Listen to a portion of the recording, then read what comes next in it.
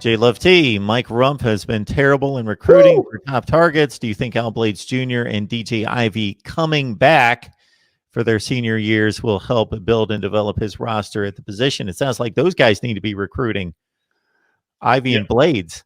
Absolutely. Blades Jr. and Ivey are going to be juniors this current season. I don't see any reason for them to go early at all to the league. So, they do need to come back, and that would be helpful for him because those were both four-star guys that were recruits coming in. I think DJ Ivey, they might have dropped him and settled him in a high 3-star at the very, very, very end of. But I think through the whole cycle for a year and a half, he was a 4-star. So he's a 4-star to me. Sorry. Mike Rumph, again, this is what the conversation was online. Look, again, if you go look it up, and I know that we wrote it on State of the U, every single year that he's been here, we've gotten a late addition in the recruiting class of a high 3-star or 4-star cornerback every single year, which is good. But the other part of that conversation is, why do we have to get those guys? Why are we missing on all the guys that we're going after early? Why is there still this dearth of talent at the cornerback position where Miami only has 5 scholarship cornerbacks right now? And as I'm doing my dynasty, using the 2019 roster that, I downloaded and everything, that's a glaring issue. I'm like, I need cornerbacks because, if those guys come back, which they should, then, you have 2 guys who are leaving and you don't have the depth moving forward.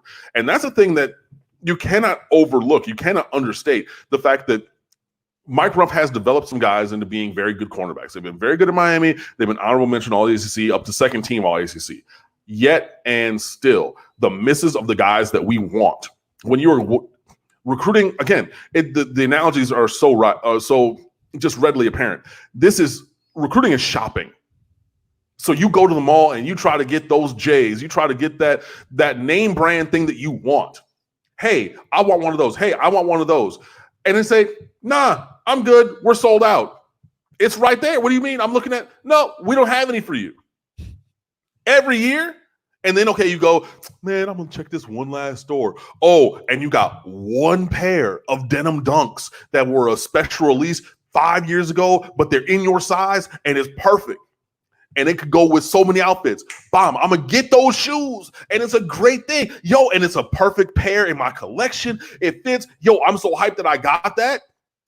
But what about all the other pairs of shoes you tried to cop, you tried to get and couldn't?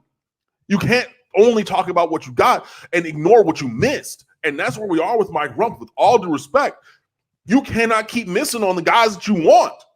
I'm sorry.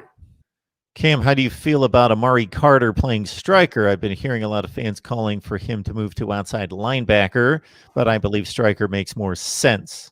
Striker and outside linebacker are kind of interchangeable terms.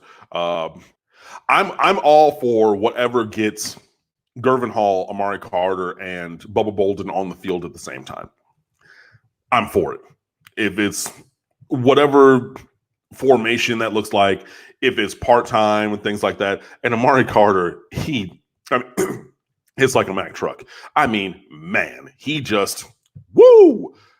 So, could he play in that area? Sure. Now, he would need to be very good in coverage because Romeo Finley was incredible in coverage from that, hybrid slot striker position.